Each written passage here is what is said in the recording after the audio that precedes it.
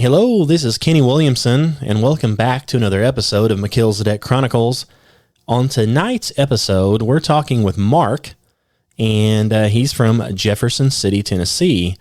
And Mark has reached out to us here at Melchizedek Chronicles. He listened to Bigfoot at My Window, which was recorded on Sasquatch Chronicles, and I posted it, of course, on this site as well. So he's reached out to me, and he wants to talk about some stuff that he has experience with. So how are you, Mark? I'm great. How are you? I'm doing good. I'm very glad that you reached out to me, and I'm looking forward to hearing what you have to talk about. Well, thanks for having me on, bud. I really appreciate it. No problem. Go ahead. The first thing I wanted to talk about was, you hear a lot about.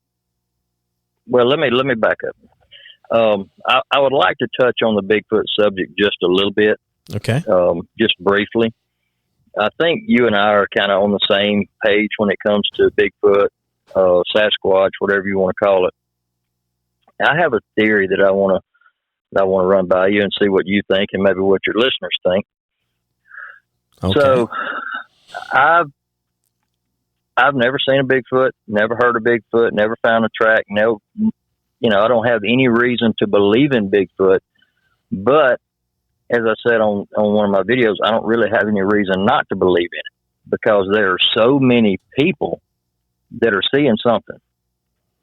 Wes said he gets almost 2,000 reports a year, and I know a lot of those can be, mistaken identity, somebody making up a story, but not all 2,000 of those accounts are fake.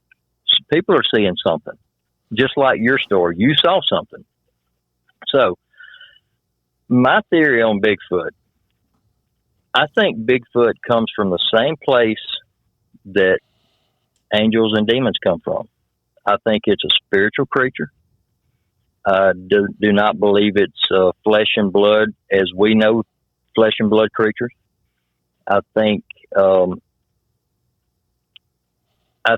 Bigfoot, Dogman, aliens, all these weird cryptids, so-called cryptids, I think they're all spiritual in nature. But I also believe that they can be physical in nature. So, in the Bible, there are several times in the Bible where angels, which are, spiritual beings, did very physical things. Abraham ate with angels. Jacob wrestled with an angel. An angel led Lot and his wife out of Sodom and Gomorrah. So angels have been known to do very, very physical things and appear in flesh, and so have demons. So my theory is that when Bigfoot or when any spiritual being is here manifested in the physical, they are subject to the laws of nature just like we are. That means they eat, they sleep, they leave footprints, they do all the things that we do, and they bleed and maybe can even be killed. Because I've heard reports of people killing Bigfoot or Sasquatch. I've heard one from North Louisiana that was very compelling. So, that's my theory on Bigfoot. And, if that theory is correct, and it's my opinion, it would explain a lot of things.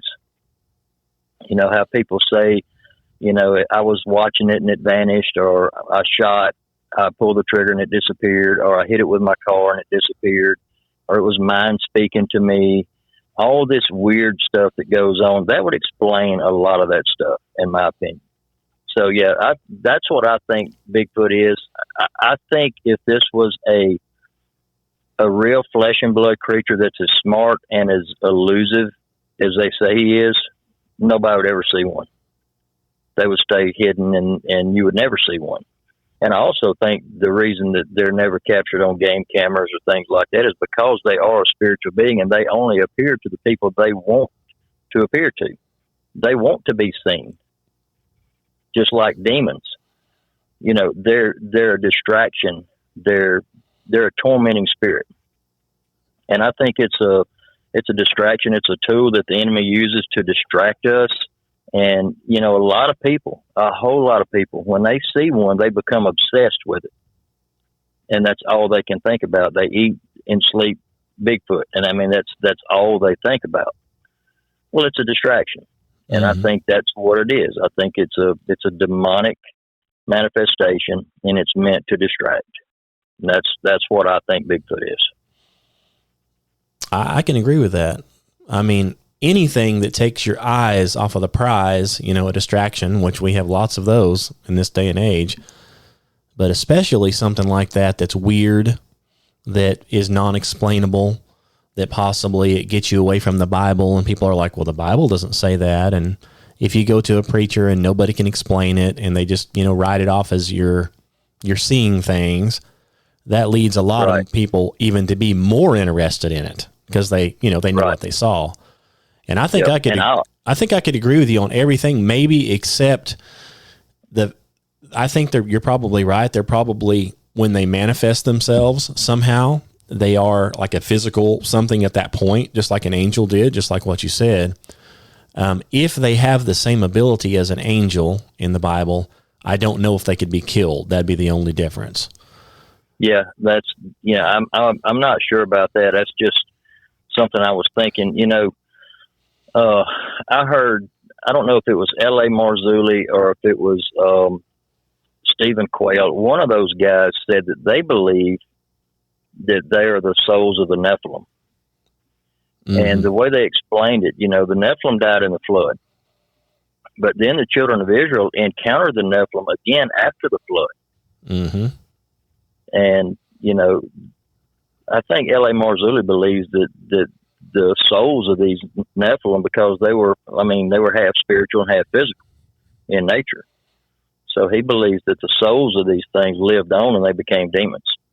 And, you know, they were big and they were hairy and they were, you know, ugly. And so, I mean, that could very possibly be what it is, in my opinion. I think he's on to something there. I mean, I listened to, well, he's dead now, but a preacher named Peter Ruckman, and he talks a lot about aliens and Bigfoot, and he believes the same thing, that they were here before the flood, but yet they're mentioned right after the flood, after everything else died. So he thinks to escape the flood, they either went up out of the water, like maybe into space, floating around, or went down below into some caves or something like that. And he thinks that's why a lot of these underground bases we have today possibly have tapped into some of that, and these different creatures are still down there and they're being hidden. And and they pop up as aliens and stuff, and, you know, they're probably giving the government information, that kind of stuff. That's what he believed. Well, I can't argue with that. It makes sense. I mean, if you were a Nephilim and you're from around from the beginning, you know a lot of things. I mean, you're going to know, you're going to have technology available in your mind that we can't even fathom because you've seen it all. You know it all, probably. Absolutely. So yes, you're right.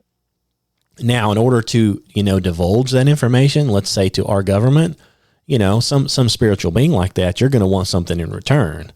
So they're probably going to want worship or something like that in return. You're going to say, hey, let me give you a little tidbit here, but I need this in return. That, you know, so they're going to slowly disperse information over many, many years. Of course, they've got a probably unlimited lifespan, obviously, until they're thrown into hell. But, so until that time, that, you know, they're living from the beginning all the way through. So they've got a lot of information. They don't want to give it all at once because they want you to keep learning from them, and they want themselves to be needed, if you will. Right. Well, you know, if you read, and I know a lot of preachers, you know, they tell us not to read the lost books because they're not, you know, not part of the Bible. And, you know, I don't know. I know there's a lot of history in those books. And like the book of Enoch? You know, yeah, you read in the book of Enoch, one of the reasons that God destroyed earth with the flood was because of all the contamination of the bloodlines, all these weird creatures and stuff that were running around. You know, the stuff that we saw in Greek mythology, somebody saw that stuff. I mean, for there to be cave drawings and all these statues that were built, somebody saw this stuff. So I think part of the reason that God destroyed the earth was because the bloodline was contaminated, because Satan knew if he could contaminate the bloodline enough, there could be no Messiah. Exactly. So I actually mentioned that on a podcast. I forget which one, but it's one where I talk about that possibly Noah, he was righteous and all that stuff, that he was actually one of the ones, him and his family, his DNA had not been compromised. Right. Possibly. So he was full blood human, and he was one of the few that were full blood human, and that's why he was spared, to keep an actual full blood human DNA bloodline going, where these other ones out here, they were having sex with animals and these demonic creatures and God knows what, and coming up with these giants, which one version calls them Nephilim, like the King James calls them giants.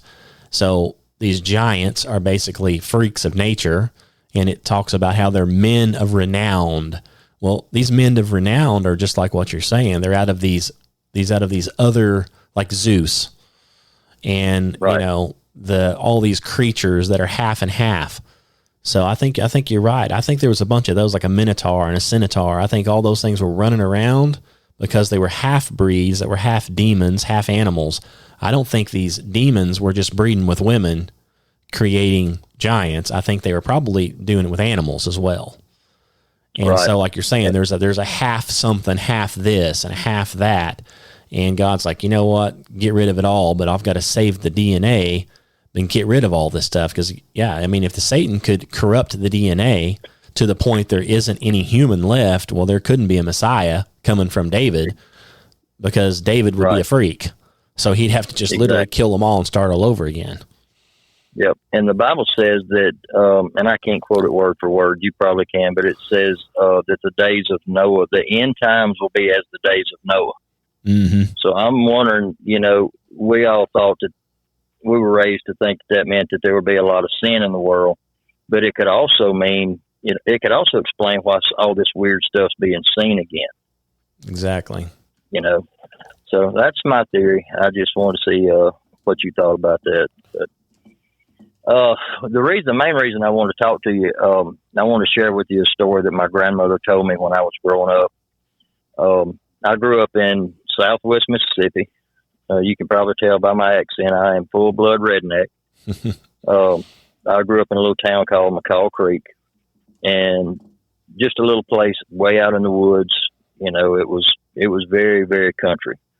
And I live in town now, and it just about drives me crazy. But I lived there for, up until October of last year, we moved. We've always wanted to move up to East Tennessee. It's been our dream for years. And in October of last year, God opened the door, swung it wide open. And I told my wife, I said, you know what? We're not getting any younger. If we're going to do this, let's do it. So we packed up everything and came up here. Man, I absolutely love it up here. But my grandmother, give you a little back history about her. She was probably one of the godliest people I've ever known. She was full blood Pentecostal from the top of her head to the bottom of her feet. I mean, she was she was probably one of the most honest people I've ever known. There wasn't any joke in her. She didn't tell jokes, because she said, if you tell a joke, you're telling a lie because it's something that's not true. Mm-hmm. I mean, that's just the way she was. She wouldn't tell a lie. I believe she would rather put her head on a chopping block than tell a lie. But she told me that when she was a little girl, they lived in a little house on a hill at the back of a big pasture. I actually have been to the place. It's all grown up in trees now, but it was just a big pasture and had a hill in the back, and their little house set up on that hill. Well, this was before automobiles, or maybe there may have been automobiles around at that time, but they sure couldn't afford one, so that, they were still using horse and buggy. And they were sitting on the porch one night, and they saw what they thought was somebody carrying a lantern walking down the wagon trail from the main road leading across the pasture to their house. And she said it was moving really slow. She said it was about 3 feet off the ground, and it came all the way down the wagon trail. And when it got close to the house, they realized it was not a person. It was just a light. and she said it was just about dark. It was dusk, and she said she immediately, was terrified. And her father grabbed her by the arm and told her, "It's okay. It's not going to hurt you. Just pray." So she started praying, and they all started praying. And it came up the steps, went across the porch, and went through the screen door and went into the house. Now her grandmother was on her deathbed. She was in the back room. She was actually dying. And this thing went down the hallway and went into her bedroom, in her grandmother's bedroom. So, went through the door into the bedroom. Well, her dad, my grandmother's dad, got up and went and opened the door, and he said it was hovering under her bed. Those old beds that set up, a couple of feet off the floor, the old metal bed frame. Mm-hmm. Said it was hovering just in one spot under her bed. So he just closed the door and walked out. And the next morning, they went in to check on their grandmother, and she was dead, and the light was gone. Okay. So fast forward for a couple of weeks later, my grandmother and her older brother were coming home from church in their horse and buggy, and they got to the gate to go into the pasture, and they had a cow that was going to have a calf, and the cow was laying out in the field, and this light was hovering above this cow. And she said the horses freaked out. Just the horses would not go through the gate. They had to go all the way around, go the long way, and come in from the back. But the next morning, sometime during the night, the cow had the calf, but the next morning they were both dead and the light was gone. And she told me that when I was really young. And in later years, when I was, 10 or 12 years old, I thought about it, and I asked her to tell me the story again, and she told it the exact same way that she told me the first time. And my mother said she had heard the story all her life. But I've often wondered what that could be. Have you ever heard of anything like that? Well, I have. My mom was raised up in Missouri, and she had told me and my friends the whole time I was growing up stories about this haunted house she lived in. And one of the stories she tells is very similar. She said they would be on the porch or in their house. Of course, they didn't have electricity at the time. They were dirt poor. And she said it would look like a car driving up the driveway. But she said it would always look like a really old car with really big headlights. And she said it would come up the driveway really, really slow, and it just basically was a couple of balls of light is what it was. And as it got closer, they'd realize it's not a car, it's a couple of balls of light, and then they would just dissipate. And then just basically disappear. But there was never any deaths or anything involved, but they did see lights a lot of times. And I know up here in Missouri, I've went to look at it myself and we didn't see it, but there's a popular place called the Spook-Light. And people claim they see that all the time. Now, I've went up there once or twice and we never saw it, but people claim to see it all the time. And it supposedly will float around and sometimes go into your car and sometimes not. So, and of course, I've read stuff. People claim, it's just a ball of gas. It's swamp gas. Well, I've heard that my whole life, and I've never seen any swamp gas glowing and floating around and getting in your car. I mean, I've seen swamp gas. It's not a spherical light. It's just more like a blob that's just kind of hovering, floating, right above the ground or right above the marsh or something. Yeah, I've never even seen that. And it's green. It's not white. It's green. Mm. It's just a methane gas is all it is. But years later, my dad, this was probably back in 2007, 2008, somewhere in there. I worked in a town. I was about 45 minutes from where I lived, and I had to pass right by my dad's house going to and from work. And I was working evening shift. It was I'd gotten off at 11 o'clock. It was about 11:30. I was on my way home, and my phone rang. And I looked at it, and it was my dad. And I thought, something must be wrong because he don't call this late at night. Mm-hmm. So I answered the phone, and he said, "Where are you at?" I said, "I'm on my way home from work." He said, "Come by your uncle's house." Well, my uncle lived on the next road over from my dad, and his house was on the road he lived on, followed along the top of a ridge, and his house was right beside the road. And across the road, it dropped down into a big flat bottom, and we deer hunted in there a lot. And this place had been clear cut and had been planted in pine trees. And the pine trees were about 5 or 6 feet tall. Well, when I got there, I said, what do you want to show me? He said, "Well, it's gone now." He said, "We've been sitting on the porch watching a light float around out above that cutover down there."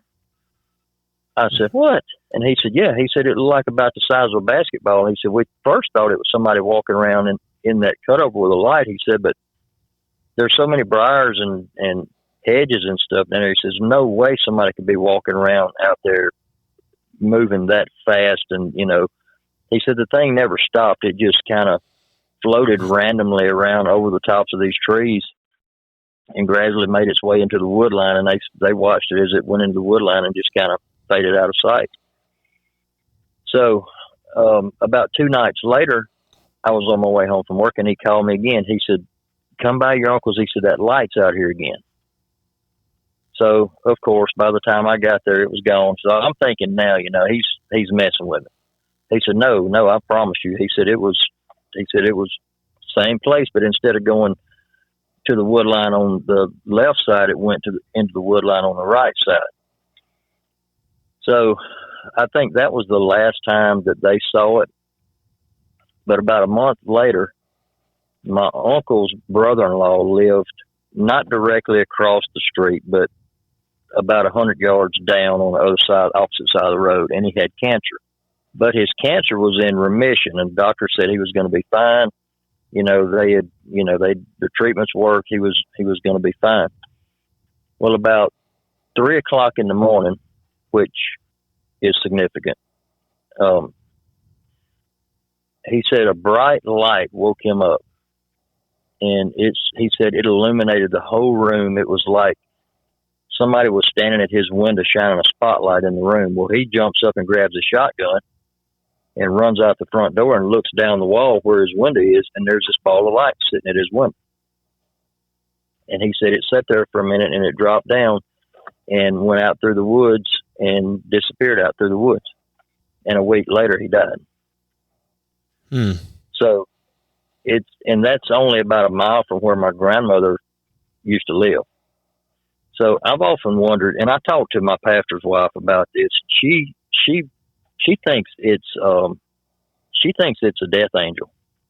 She said, now why they were allowed to see it, I don't know. But from the way my grandmother talked, I think her father had seen it before. I think he knew what it was. Apparently back then, that sort of thing was not uncommon. I've heard several older people talk about seeing that kind of stuff way back then. But somehow it was associated with death, this particular one. Now, some of these other lights that people are seeing, the orbs and stuff that they see, and they claim they see this orb and then Bigfoot appears, I think that's demonic. I think that's something totally different. But yeah, I've wondered for years about that. I've personally never seen anything like that. I have seen a light. I'll get to that in a few minutes, but yeah, I just thought it was really strange. I wanted to just see what you thought about it and see if maybe some of your listeners have ever seen or heard of anything like that was associated with death. Well, it'll definitely be interesting to know if hopefully some of my listeners have heard of that and email in. That'd be nice. I know that as far as biblically speaking, like you can look in Luke, like in Luke 16, where it's talking about the rich man and Lazarus, and it says basically, I'm paraphrasing here, but it says that the beggar, he died and he was carried by the angels into Abraham's bosom. So based on that stuff, people say that angels do escort you to heaven when you die. So, possibly if an angel was, they were getting ready to die, an angel standing right there, because let's say you're going to heaven, obviously. Otherwise, an angel wouldn't be escorting you to heaven. So, Right. And possibly just hanging out. I don't know why they would be interested in a calf or a cow.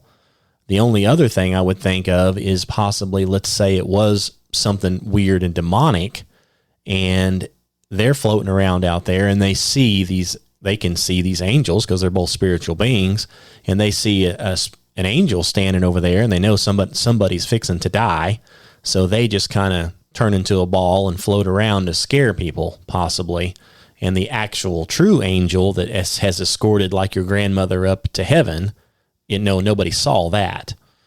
Right. But you saw something that was kind of feeding off of it, saying, "Oh, I see the angel over there, so I'll just appear and make everybody scared." I don't know. Either that, or it was an angel that allowed itself to be seen. I don't know why they would float around as a ball of light.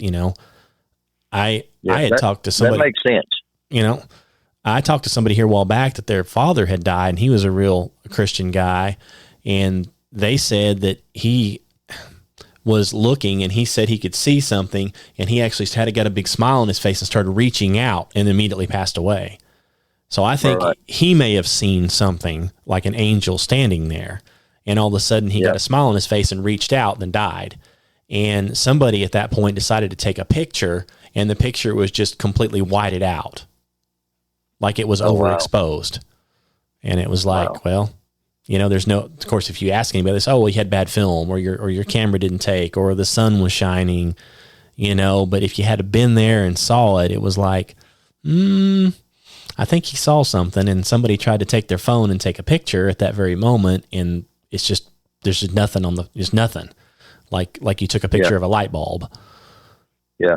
So my wife used to work in a nursing home, and she's told a lot of stories about people that would say I see Jesus, or I see angels coming to get me, or that sort of thing right before they would die. I believe it. I think there's something to that. Oh, I do too. I mean, the Bible says it, so we know it's true. So it's a matter of, are you going to see him after you die, or is there a chance on as you're dying you can see him, and say it? I don't think that's hard to believe at all. I believe everybody that leaves this world knowing the truth. Yeah. You may live as an atheist, but I don't think anybody dies as an atheist. I think they know the truth before they take their last breath. And that's just my opinion. It's a possibility. So I don't know if that would be something, like a demonic something just showing up and trying to scare people because they know something's dying because there's an angel hanging around, or like in the cow's instance, I don't really think an angel would probably be around, maybe, but let's say it wasn't but this other entity, like a demonic something, can sense that something's dying, can see its life, its spirit leaving it or whatever, and just Johnny on the spot type deal. Right.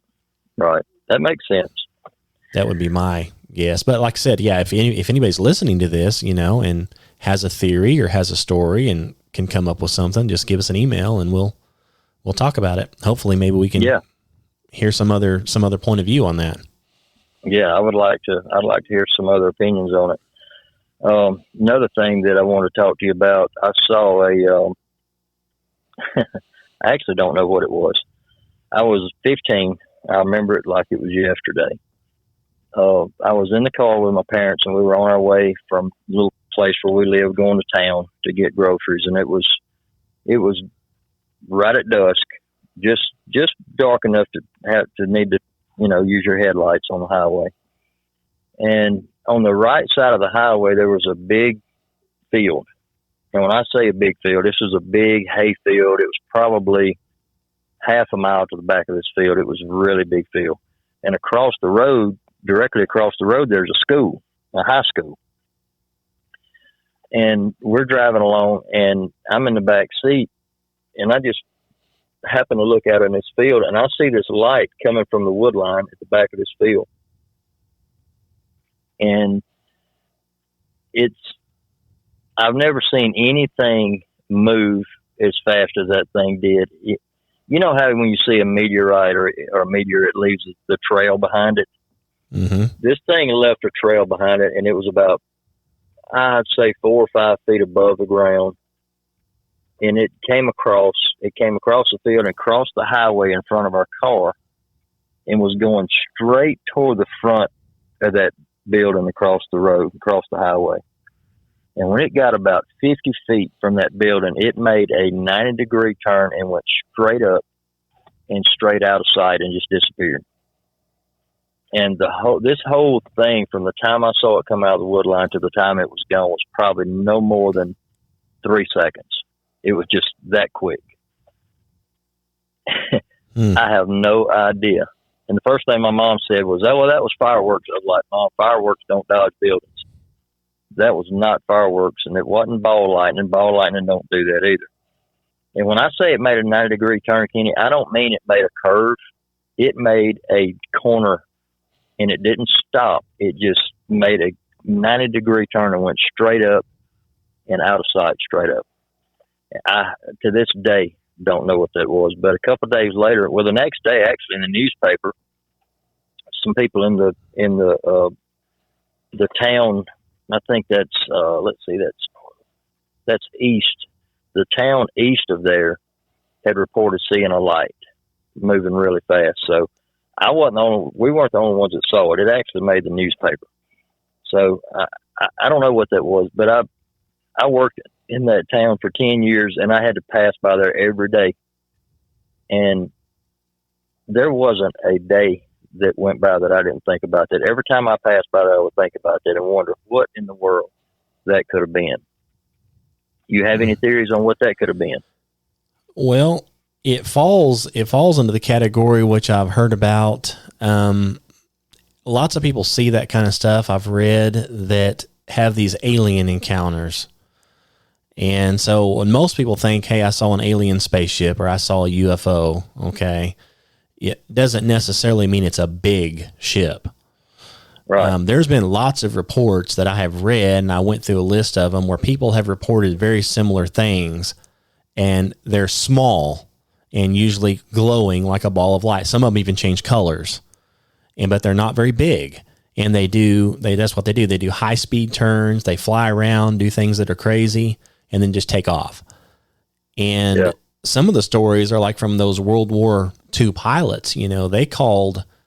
They had balls of light supposedly that were coming up to them and would fly up to them real fast and sit outside the window. And these aren't very big balls of light. These aren't like huge. These are like small balls of light, and would just zip off and like zip back and forth and get under their wings and get on top of their wings. And they called them Foo Fighters. Right. Yep, I've read about that. Okay, and it's basically exactly what you're describing. It's just you didn't see it in an airplane. You saw it on the ground, but it took off and went into the air. So people have been seeing that same stuff, and they kind of always relate that to UFOs. They call it an unidentified flying object. And I know that a lot of those balls of light that do stuff like that are seen. Sometimes some people supposedly see a larger craft of some kind, or they see multiple of these small lights. I've seen or read where they say they see a big one, and then a whole bunch of these little ones like drop down out of it and fly around on the ground and go crazy, kind of like what you saw, and then just disappear. Yeah. So, I mean, I still think all that is demonic in some way. Yeah. This thing was about the size of I'd say about the size of a beach ball, and it was bright, bright, bright. When I first saw it, it looked like a ball of fire almost, but it was white. You know how you've seen somebody weld, stick welder. Yes. How it's just a really bright white. That's kind of what it looked like. It was really, really bright, but it was big. It was about the size of a basketball. It was it kind of freaked me out. It didn't really scare me. It just kind of freaked me out. I've wondered all these years, but I'm with you. I think all that stuff leads back to the same thing. I think it all leads back to the demonic. I do too, because it's like I said on that podcast, the one you listened to about the Bigfoots, is I've seen and read lots of them where there's always these lights, not always, but lots of times these people see a Bigfoot, if you will, and Right. there's a ball of light that shows up, or supposedly they say, well, there's a UFO flying around and all of a sudden there's a Bigfoot. It's like, well, it's either the same thing just manifesting itself in different forms. That'd be my guess. I mean, and I think it's true. I think it's the same thing. I think the things exist because we know they existed pre-flood. And if they're the same creatures and they still exist, they're kind of half and half or whatever they are. Maybe they, spiritual, demonic. I don't know why they appear, or what they're trying to do other than maybe take your eye off the prize. I mean, if they're working in league, because they're basically fallen angels that did this. So these creatures aren't any good. They don't have your best interest at heart. In other words, right. I'm sure they're trying to mislead you or scare you or do something to you to get you, I don't know. That's what I think. I think they're just trying to get your mind off of what you should be thinking about. Yeah, I agree. And I'll tell you something else. I was going to touch on this back when I was talking about the Bigfoot thing, but where I'm from, and not just where I'm from, but all over the South, you get these reports of Black Panthers. And I actually saw one, and I hate to even say that out loud because I laughed at people. I made fun of people that claim they saw them. Me and my wife saw one standing in the road. It walked out into the road in front of us, and it was at night. It was a dark night. It was drizzling rain, and it walked out in the road and just stood there, and then it crouched, kind of squatted like it was going to run, but it didn't. It just stood there looking at us. And I had, look, my blood ran cold. I have never had anything give me that kind of feeling other than when I was in a house that had demonic activity going on. And I honestly believe that that's demonic as well, because there's never been a track found. Black Panthers don't exist, period. I've done the research.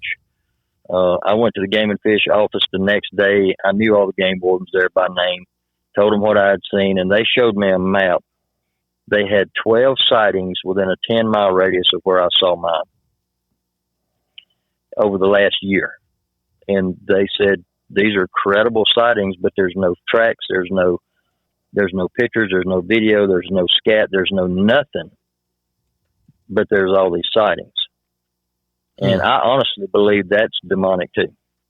I really do. I think that goes right along in there with Bigfoot and all these other cryptids, and because nobody has any proof. Yeah, it'd have to be. I mean, a creature that, doesn't exist, let's say, that people keep seeing it. And of course, like you're saying, I mean, by what I'm sounding here, and this is just my opinion, it doesn't sound to me like it's a coincidence that you've seen these different things. Or could you agree with that? I mean, most people see nothing ever their whole lives. They're oblivious to all this. They don't even believe it. But you yourself have seen multiple things. I mean, do you think possibly that once you get subjected to something like this, that possibly these entities, these demonic things know it? And they're like, he's seen us before. Maybe he should see us again. Maybe. And I've also, I think, now this is my opinion, I think these people that have these Bigfoot or these cryptid encounters, I think once they come to the realization of what this actually is, I think it's over. I don't think they'll see them again. Why would they appear to them again? I've figured out what you are. Why would you appear to me again? Yeah. Because I know what you are now. Once you know their game, you're like, I know what you are. And of course, once you're saved, you may be protected from that as well. Yeah. And you hear a lot of these people that say, I lived for 50 years and never saw a Bigfoot, and I saw one and I got obsessed with it and I've seen 5 since. Well, of course you have. Right. Yeah. I mean, it's what they do. You know, it's just like something demonic. The more you play around with it, the more it's going to manifest. Exactly. I've been in a home. Actually, it was my home. We had some demonic activity. I don't want to even get into it. I don't like talking about it, but it was a scary thing. Me and my wife had just recently got saved, and that's when that stuff starts. When you're living for the devil, he don't bother you. Right. But when you start bothering him, he's going to start bothering you. Mm-hmm. And that's that it got crazy. It got really, really crazy. And I hear people that have these Bigfoot encounters talking about this type of fear, that makes your hair stand up. The kind of fear you don't get when you see a bear or a rattlesnake or a cougar or a mountain lion or something like that. I've heard it described as a primal fear. It's something that the only thing, I don't know if you've ever felt that kind of fear or not. I'm sure you have when you had your encounter. But the only thing I can compare it to is when you were a kid and you watched a scary movie and then you had to go out and get the newspaper or go outside and feed the dog or something like that, and it was dark. Mm-hmm. And you felt like you had a blanket of evil wrapped around you. That's kind of the feeling that I got when I saw this cat. And I knew then, I talked to my pastor's wife about that. She said, that's demonic. She said, anything that makes you feel like that is not natural. She said, that's an unnatural fear. Yeah, that's not agree. Natural. Yeah, I agree. I mean, even if you're scared of a big animal, I mean, you're in your car. Right. I mean, you could just run over the thing. Yeah, like I said, it made my blood run cold. The hair on the back of my neck stood up. It was awful. The demonic encounter and that cat was the only two things I've ever had that made me feel like that. Now I did have another weird. This is I'm probably going to lose some people with this one because this is really, really weird. This happened around the same time that I saw the panther. I grew up collecting Indian artifacts. I've hunted arrowheads all my life. I've always been obsessed with that. Not obsessed with it. It's always been my hobby. And I went to this place. It was a field that had been plowed, and it was behind an old church.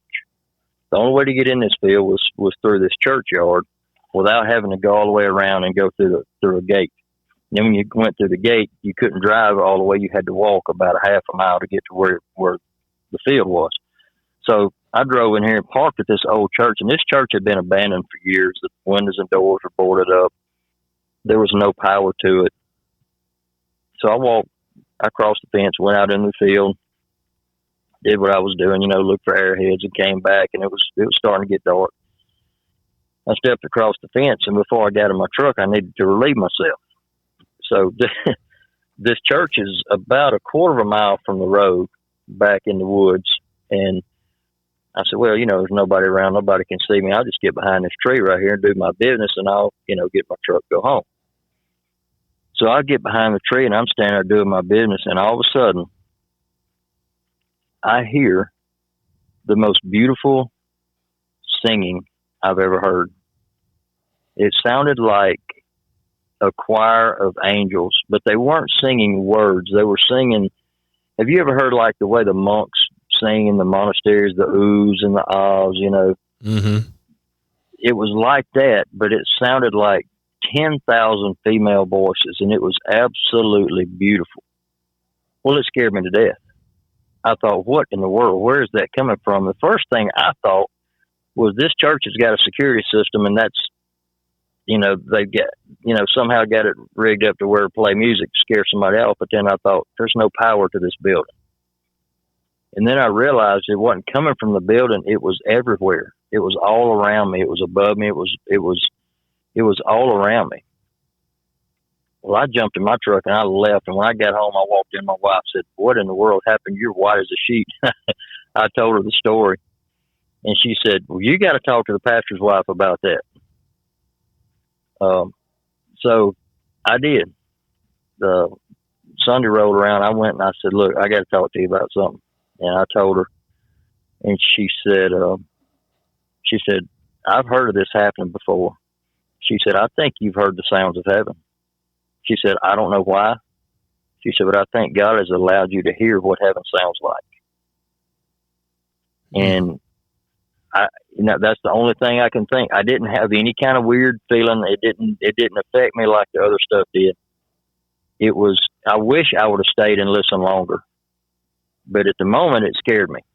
You know, kind of like in the Bible, when an angel would appear to somebody, they would say, fear not, because it would always scare them. Mm-hmm. It scared me at the moment, but if I had it to do over, I would have stayed and listened longer.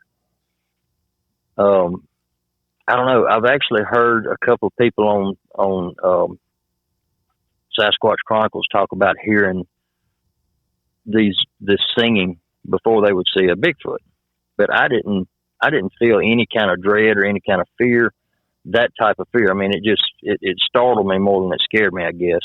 I felt like, oh Lord, is this happening because I'm using the bathroom in the churchyard? You know, all these things are going through my head. You know, is this God telling me to leave because I'm doing this on holy ground? Or you're desecrating holy ground. Yeah. But I don't know. That's one of those things that stuck with me over the years. It's I don't know. I don't know about that one either. I can't explain it. It'd be interesting to know if anybody else has had that happen to them, when and where, but I've never had that, or I don't know of anybody that's had that. Now, I did see a video. My pastor's wife told me to look it up. It was a big church somewhere, and they were having a revival service, and while they were singing this, it sounded like a choir. When the singing stopped, there was this choir, sounded like a choir of angels that continued the singing. You could hear it on the tape. I mean, it was really clear. And it was like they weren't singing the same thing that the people on the stage were singing. It was during the praise and worship. They weren't singing what they were singing, but it was like the same type of sound that I heard.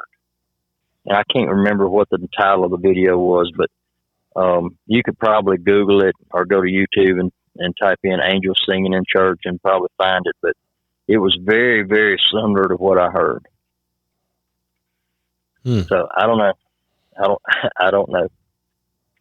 Yeah, I don't know on that one either. Could be. Yeah, I mean, of course, in that particular situation, it would make you wonder why, why in that particular situation you would be allowed to hear something like that.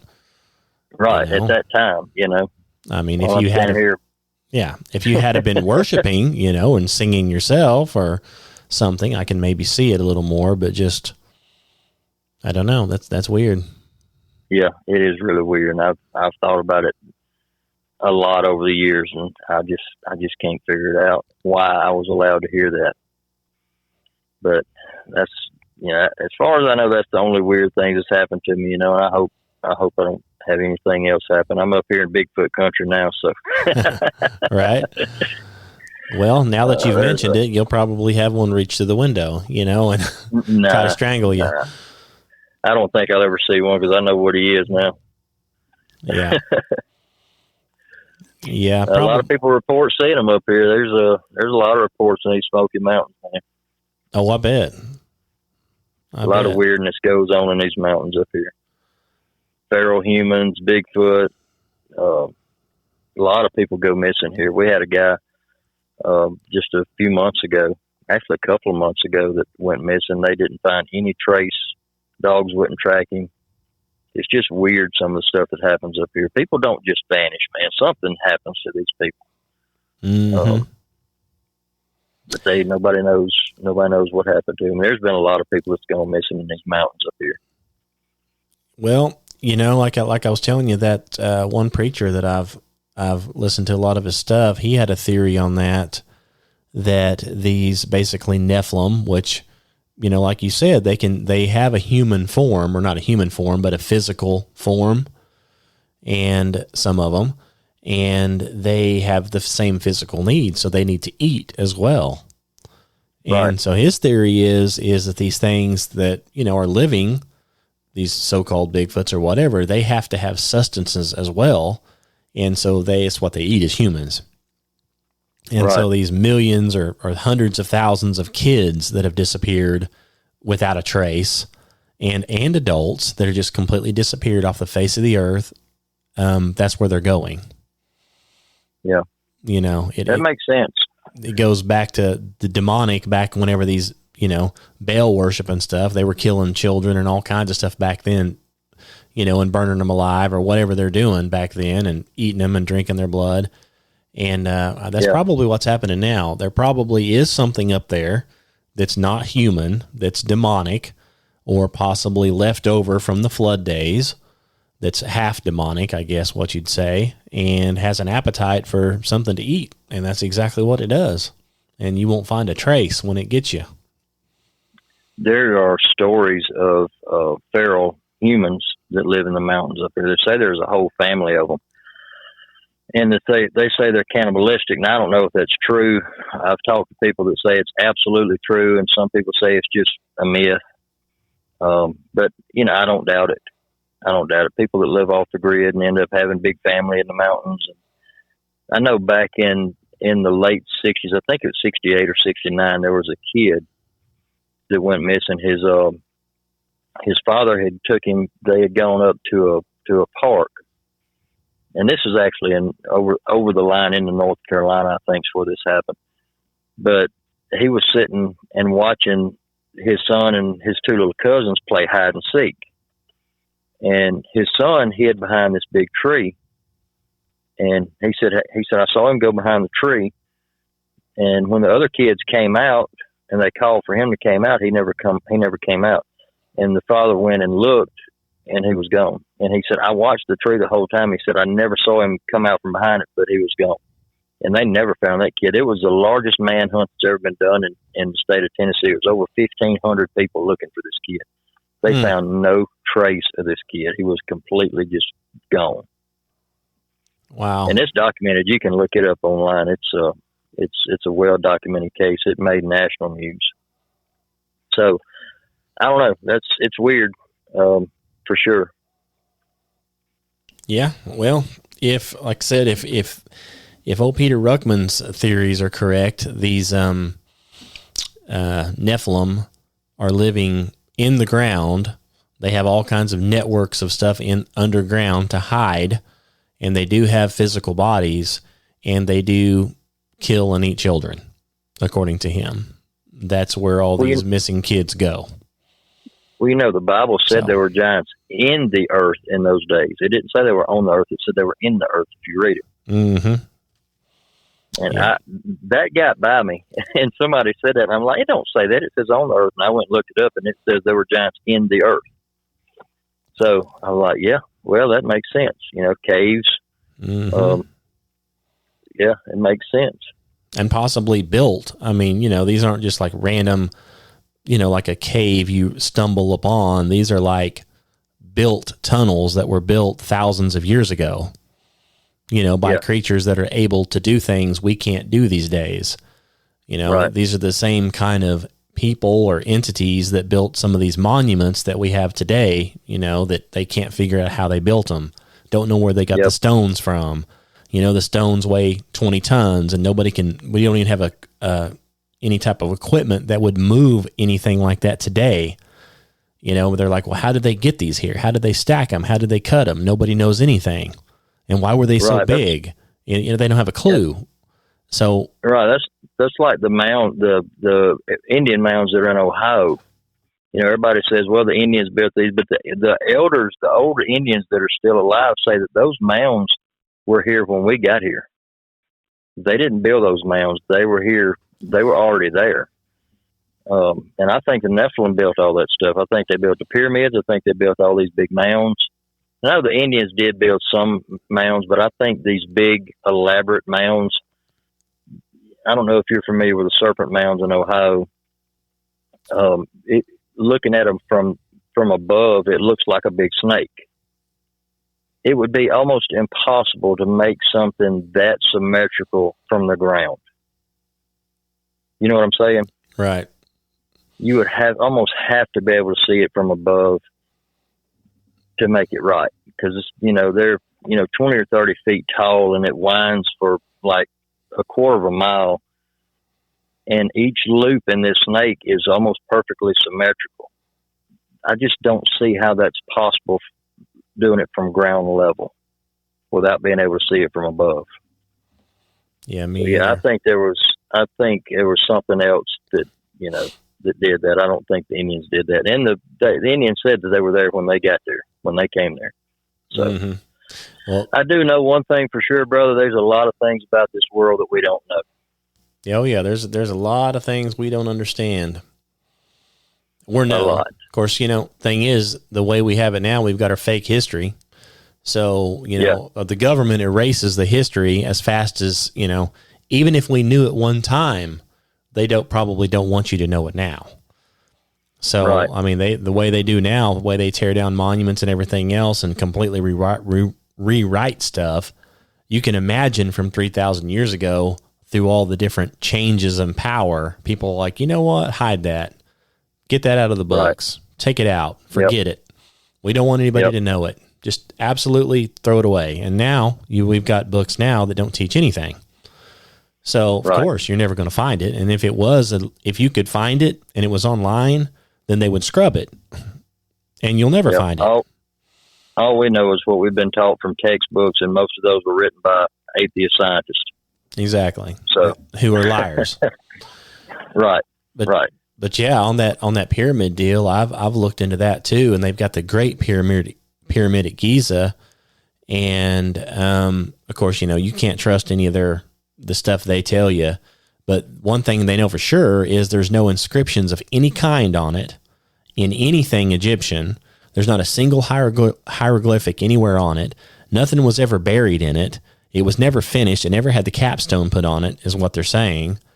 And so the theory is that possibly had been built pre-flood or right after the flood, not by Egyptians. And when the Egyptian culture finally came into that area, they saw it and were in awe, and they copied it in smaller forms. Yeah. They had a step pyramid and some other stuff that's all crumbled down, barely even going anywhere. But they saw that one, and then they tried to build their others next to it, but they didn't actually build it because it's the only one that doesn't have any hieroglyphics or anything on it of any kind. Right. So possibly it was built by some of these same people that built some of these other huge monuments and stuff, way, way before it was recorded. Yeah. So, yeah. So that stuff's fascinating, man. It is. It sure is. It'll definitely make you think. Yeah, I tell you what, if a person I believe if a person is saved and has discernment, that kind of stuff, I mean, yeah. I mean, when I look at that kind of stuff, they've got Egyptologists and they've got all these people studying and doing all this stuff. And it's like, chances are somebody from pre-flood or right after the flood that had that kind of knowledge, had knowledge to work with huge stones, that had stuff we don't have that's been forgotten. They built those things. That's why they've never figured out who built it. There's now you might have had a tribe of Indians or a tribe of somebody move in there and use this stuff for a while and then die off. And so then our history teaches us that those people built it, but they don't know how. It's like, how do you know they just didn't come in and occupy it?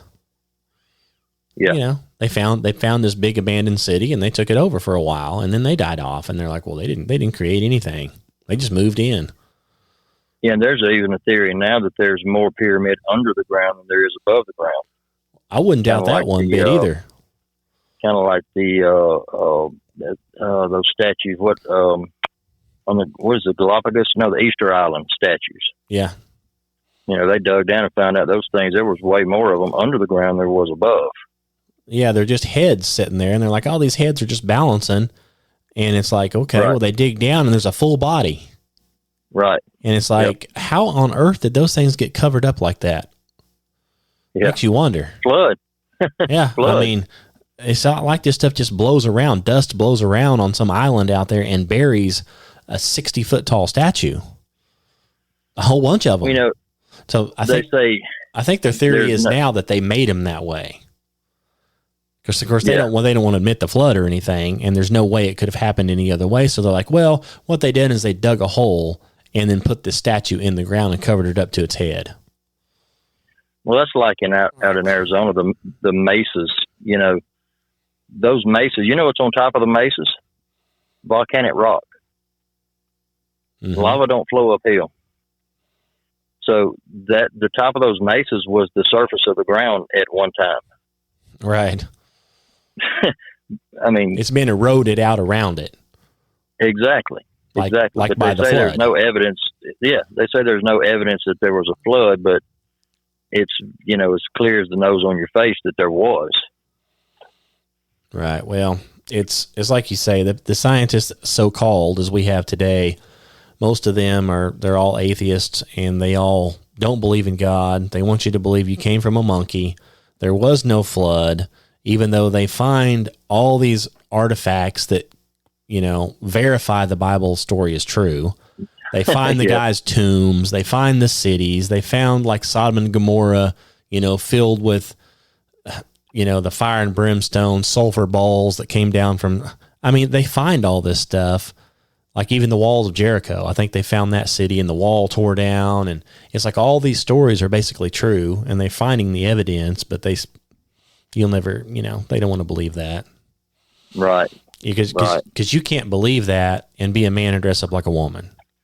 Okay. Right. You can't believe the Bible and all that stuff, and then, you know, be a man and put on a wig and go dress up and have drag queen story time in front of little children and get away with it.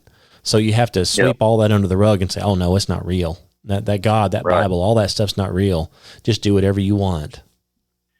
You know, I was listening to a guy named Ron Carlson. I don't know if you've ever heard of him, but he's a creationist. He's actually a young Earth creationist, and he was talking to a panel he was actually debating with a panel of evolutionists.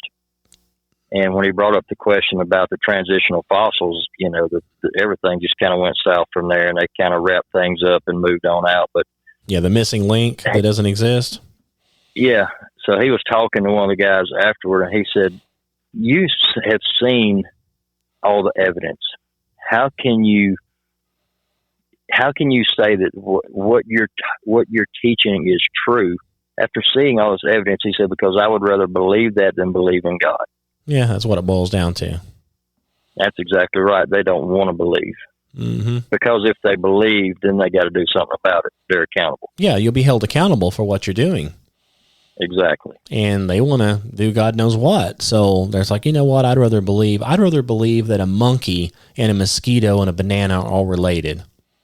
You know, that, you know, a chicken, that's what they believe. They believe that, you know, like a Tyrannosaurus Rex evolved into a chicken.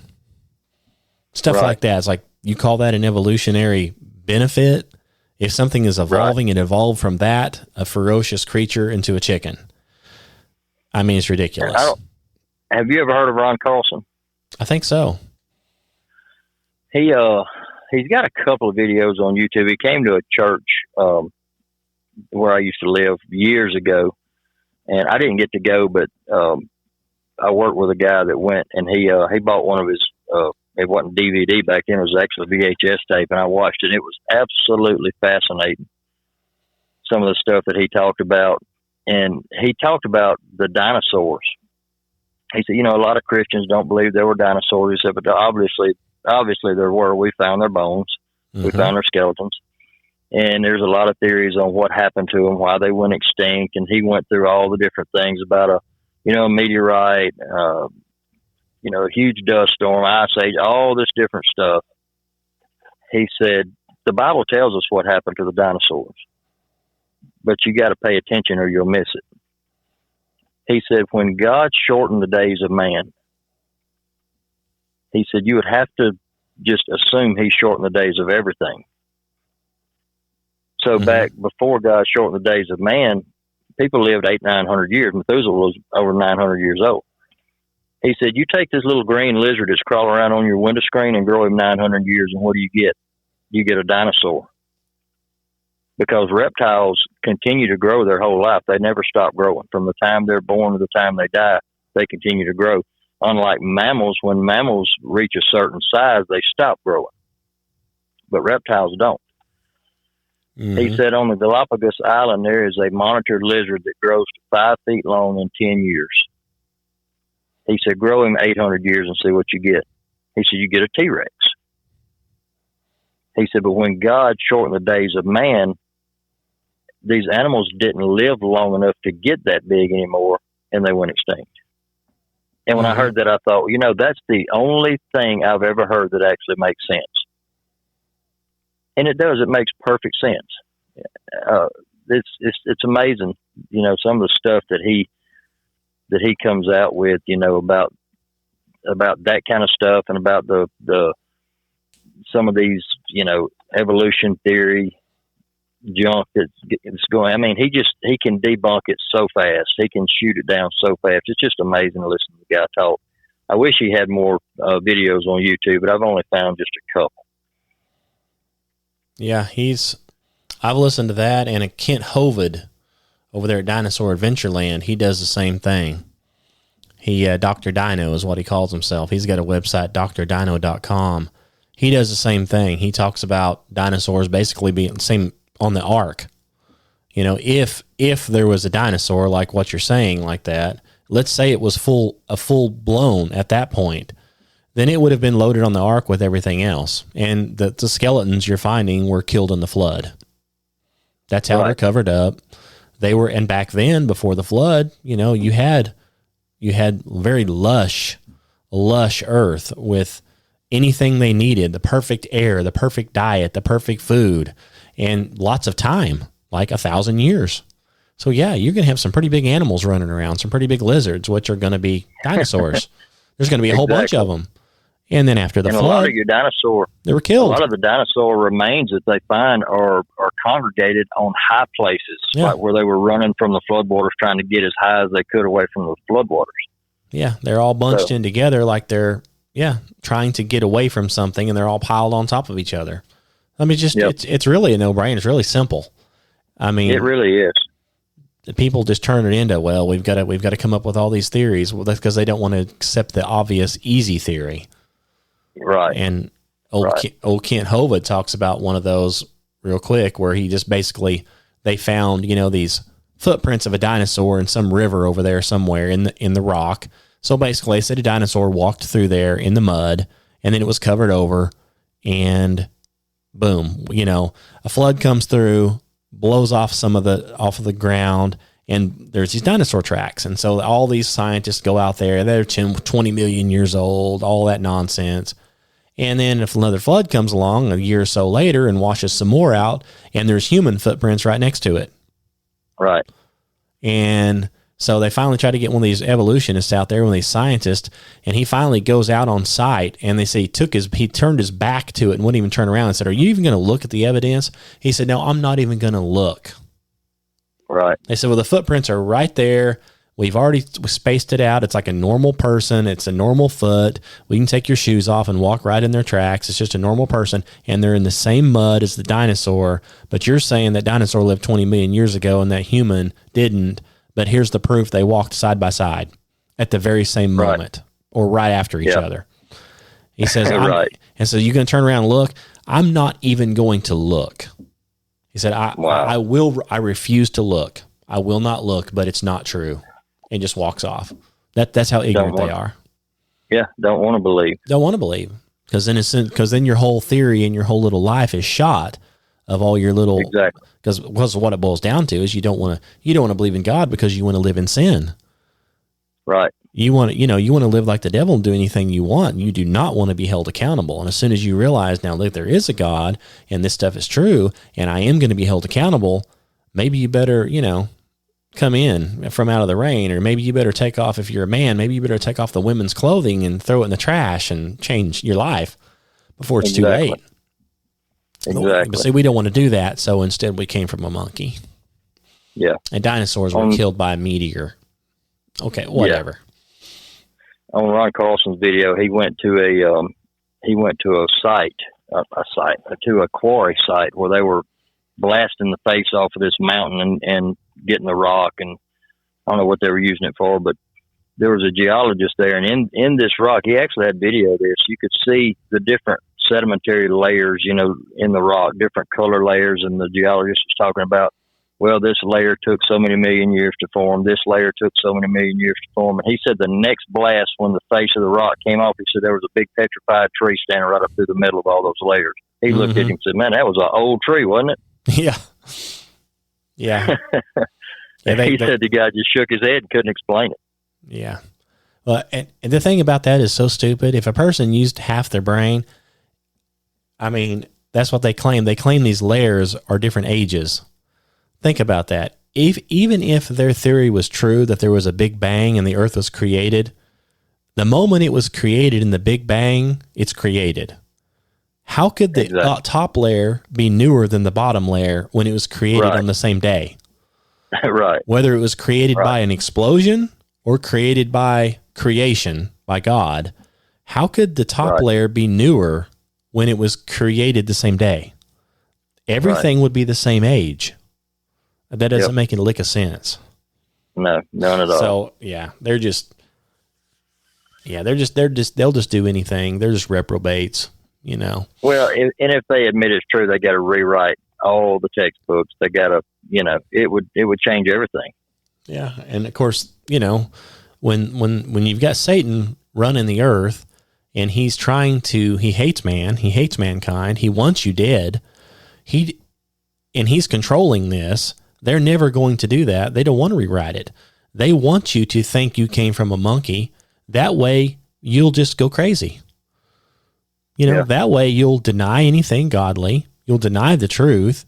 You'll go out here and, you know, degrade your own body, do everything the Bible says not to do. That's what you'll do. And you'll end up burning in hell for it.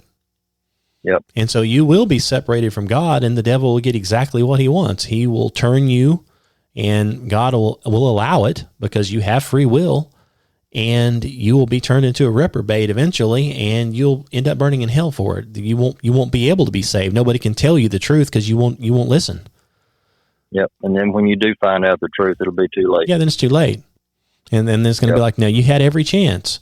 You've had every chance. You've had every opportunity, and you rejected it because you would rather go to drag queen story hour and live out your fleshly desires, you know, and believe you came from a monkey. So if that's what you want to do it. Do whatever you want to do, but you are going to pay for it in the end. But see, they don't believe that. So they don't want to believe it. Exactly right.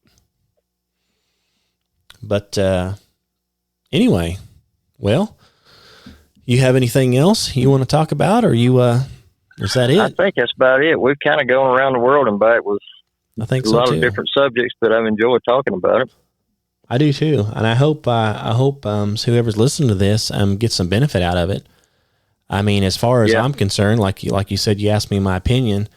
I think that it's demonic. Majority of it's demonic, if not all of it. And I just stick with the fact. I think that, you know, you can read God's word in the Bible. You read God's word. You do what you're supposed to do. You get saved, and you'll be all right. And this other stuff is a distraction.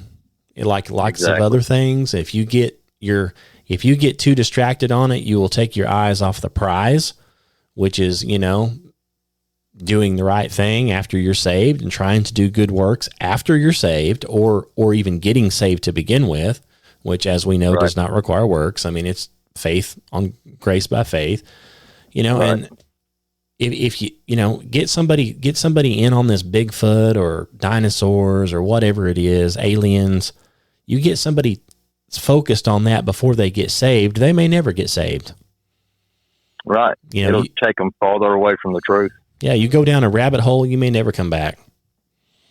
Yep. So that's exactly right. So I think that's a lot of what it is, but it is interesting. And I think the stuff people are seeing the stuff, like, you know, I think it's real.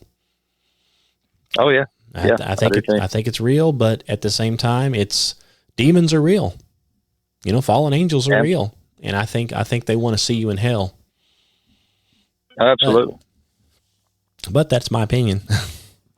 Yeah. Well, that's my opinion too. I agree totally. And I think, I think that angels and demons both manifest in the flesh.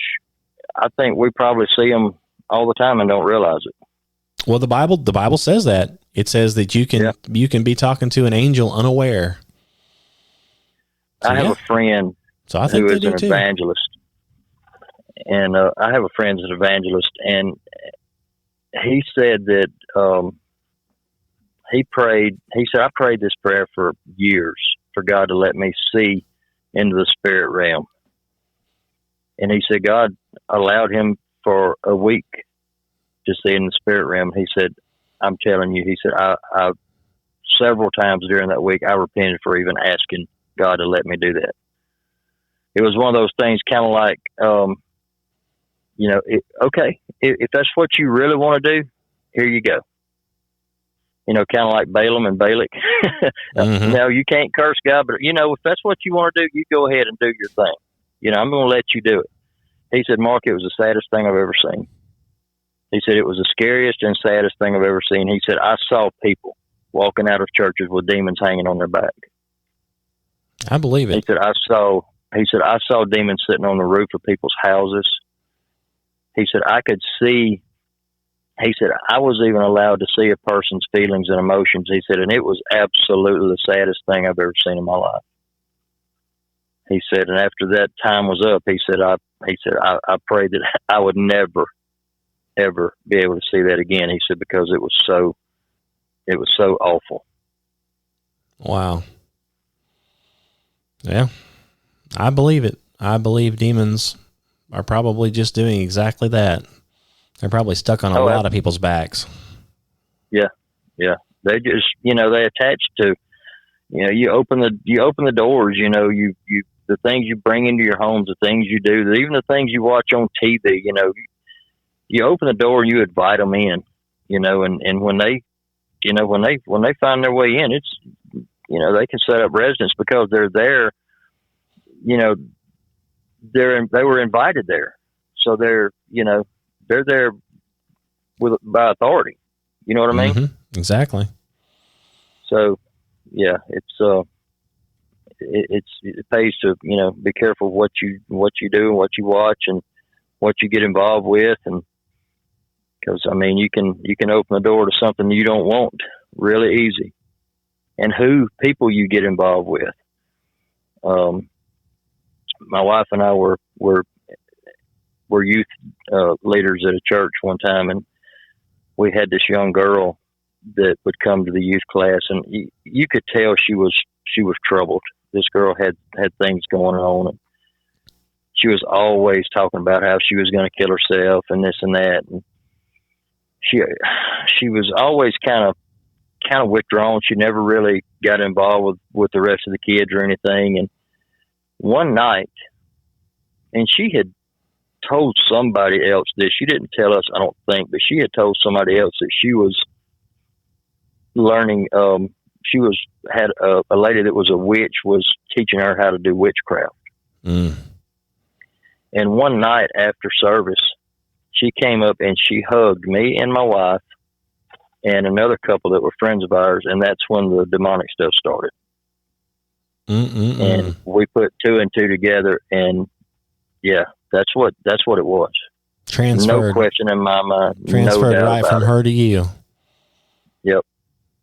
And I won't get into the things that went on in our house, but it was absolutely craziness. It started out as being really scary, but it got to the point where it was more annoying than scary. It was just stupid stuff. TV coming on by itself, phone ringing, and the caller ID having all sixes on it, and just weirdness, man. Weird stuff. But yeah, we got to be careful. We got to be careful what we let in through our gates. Yes, we do. That's interesting. Maybe we can talk about that sometime. I don't really like to get into that too much. I don't want to, I feel kind of like when you really talk about that stuff, you're kind of giving glory to it. And I just rather just leave it alone. I don't like paranormal. I don't like demonic. I try to stay away from it as much as possible. I really don't even like to talk about it, honestly. I got you. I understand. Well, as long as, like I say, as long as people know that the stuff happens, and the only way to get out of that is to be saved, and the Word of God and prayer. And it's crazy how many people that sit on church pews every Sunday that don't believe that stuff anymore. Don't believe that stuff happens. You tell some church people that, they look at you like you had two heads. They just don't believe it. It's sad that people don't believe it, because when they don't believe it, they open themselves up to it. Right. Well, a lot of preachers don't want to talk about anything like that. That's not popular. A lot of those big churches, especially the mega churches, it's all the feel good messages. Right. You're not going to have a preacher look at you and say, "Listen, turn or you're going to burn." Okay. You're on your way to hell. You will burn in hell for what you're doing. I mean, if you're not saved right now, are you saved? Okay. You're not, you're going to burn in hell. Do you realize that? Yep. There are very few preachers that will preach those kind of messages anymore. And I know, especially in those big churches. Yeah, they're not going to do that. That's why on my podcast, I have some, like 5 things like in hell and a letter from hell. I'll have a lot of podcasts about hell, just because, Jesus talked about hell. The Bible talks about what's going to happen to you if you're not saved. You need to read a little further. It's not all, we can talk about that some other time, but people think that Jesus is, all love, like a hippie Jesus. So You can be anything you want to be. You can do anything you want to do, and it's okay because Jesus is love. And so you can, cut off kids' penises if you want, little boys' penises, and you can mutilate little girls and try to turn them into boys because Jesus loves them. Jesus loves you. You can do anything you want.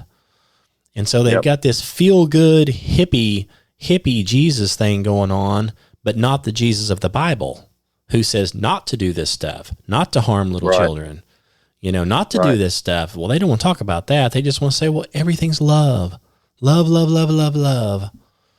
Well, yeah, right.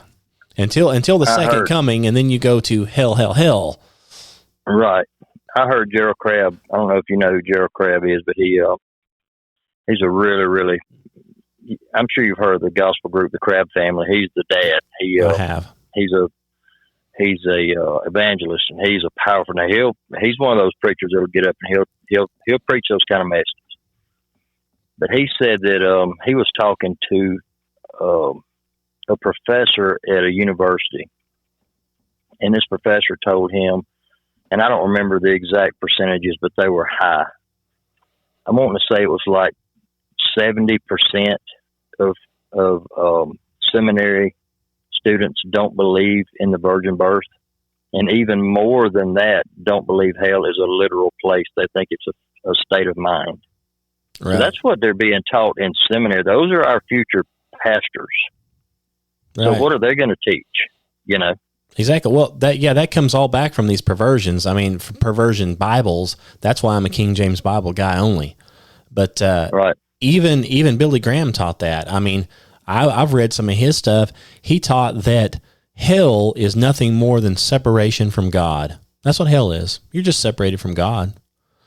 It's like, do you know how many verses? What my Bible says. Yeah. Do you know how many verses talks about gnashing of teeth and fire and brimstone and pain and suffering? That's a little bit more than just separation from God. So even these big preachers like that are just like, hell is separation from God. Really? Yeah. Why don't you preach what the Bible says? But now, in my opinion, these preachers don't get huge like this and mega churches if they're telling you the whole truth. Think about it. Why would they? Right. You can drive by a church and look at the parking lot and see who's preaching the truth and who's not. Yeah, exactly. These mega churches, they're not teaching the truth. They couldn't be, because if they were, these people wouldn't want to hear it. Well, you don't want to offend somebody that might not put any money in the plate. Exactly. And that's what it all comes down to right there, brother. That's exactly what it comes down to. I agree with that 100%. That's why I like on these podcasts. Of course, I'm not some big evangelist or anything, but everything's free. Yeah. You can listen to it for free. You can do whatever you want for free on there. If you want to donate something, great. You know, there's an option to do that. If you don't want to, that's fine. Everything on there's free. We just pray that it helps somebody to get saved, you know, help somebody in need. That's all we're trying to do. Even with this podcast here. I mean, you know, we hope that it helps somebody. Yeah. I hope that somebody listens to your stories, you know, either has something to share or it breaks them free out of some bond or something. That's what our goal is. Yeah. So absolutely. That's why our ministry is called Truth Seekers. We just want the truth. Now, sometimes the truth hurts. Okay. Oh, yeah. And the truth hurts for me too. I'm a sinner too. I'm a born sinner just like everybody else, you know, and the truth hurts me too. And there's a lot of things my flesh want that, you know, that you just can't do, or, you know how it is. Well, the truth will set you free, but it might hurt you first. Mm-hmm.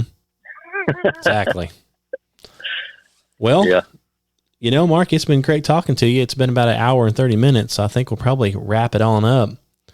Well, I enjoyed it, brother. Yeah, me too. Yeah, it sure was good talking to you. And I appreciate you having me on. Keep up the good work, man.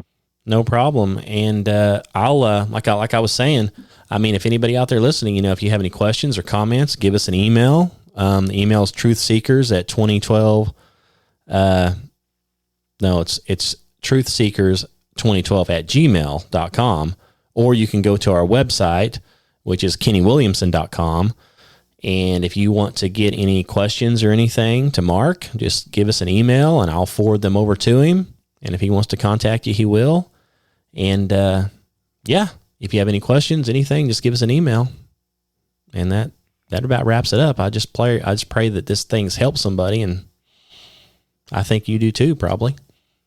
Oh, absolutely. Absolutely. Okay, then. Well, thanks. I appreciate you having me on, man. You have a great evening. All right. Well, thanks a lot, and God bless you. God bless you. Bye-bye. All right. Bye-bye. And there you have it, folks. That was Mark from Jefferson City, Tennessee. So again, if you have any questions, comments, let us know. Give me an email. Thanks again for listening, and God bless you. God bless you all.